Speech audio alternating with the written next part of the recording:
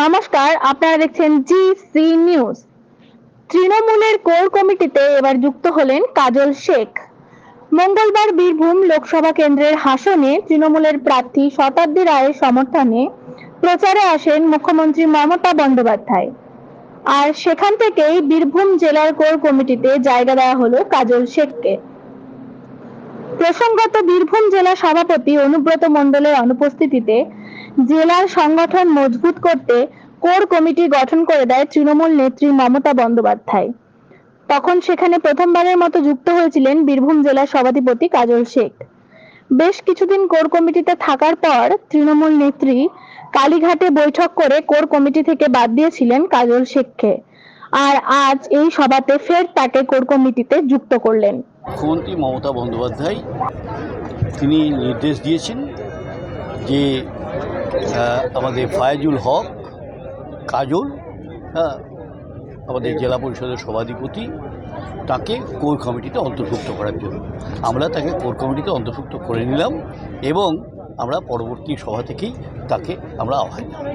সদস্য সংখ্যা একজন বৃদ্ধি হলো, সদস্য সংখ্যা একজন বৃদ্ধি।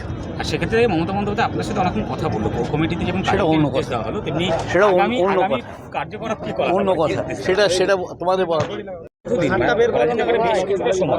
কোর কমিটি থেকে বাদ দেওয়া হয়েছিল, আবার সেই কোর কমিটিতে স্বয়ং মমতা বন্দ্যোপাধ্যায় ফিরে নিলেন, কি বলবেন এই বিষয়ে? দেখুন, ব্যাপারটা হচ্ছে, আমি একজন মামাটি মানুষের সৈনিক, মমতা বন্দ্যোপাধ্যায়ের অনুগত নির্ভীক সৈনিক হিসেবে মনে করি। দল যখন যে দায়িত্ব দিয়েছে সেই দায়িত্ব নিষ্ঠার সঙ্গে সততার সঙ্গে পালন করেছি। এটা পালন করাই আমার ধর্ম বলে মনে করি। কারণ বীরভূম জেলা উন্নয়নের স্বার্থে দিদি আমাকে বীরভূম জেলা সভাধিপতি আসনে করে বসিয়েছেন। বীরভূম জেলা সভাধিপতি হিসেবে গোটা বীরভূম জেলা উন্নয়নের স্বার্থে নিজেকে সবসময় নিয়োজিত রাখি এবং আজকে দলের দায়িত্ব দিয়েছেন, তো দলের দায়িত্ব নিষ্ঠার সঙ্গে সততার সঙ্গে পালন করব। আমার যে অভিভাবকরা আছে, যারা সিনিয়র লিডার আছে, তাদের সঙ্গে নিয়ে, তাদের মতামত নিয়ে, তাদেরকে শ্রদ্ধা সম্মান জানিয়ে আগামী দিনে বীরভূম জেলার উন্নয়ন রথকে আরও এগিয়ে নিয়ে যাব।